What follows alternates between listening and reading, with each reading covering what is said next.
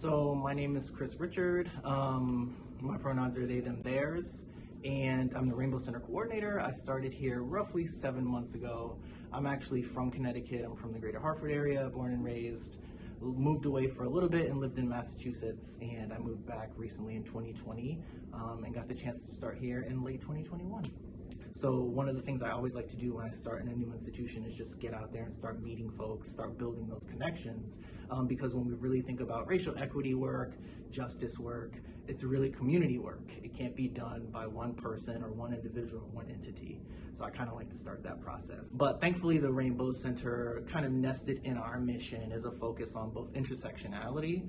So really thinking about how the experiences of folks of color, Black and brown folks, who also identify as queer, trans, and non-binary, kind of how those experiences on campus and society in general manifest and what their needs are based on that. So keeping intersectionality in mind, and then also we have kind of an anti-racist practice that we like to approach our work as we build community and advocate for folks. I think those two things are really nestled in the space of advocating for Black and brown folks and indigenous, particularly femme folks. And I really want to move us, which is really for me the most interesting part of my work aside from educating. It's building community.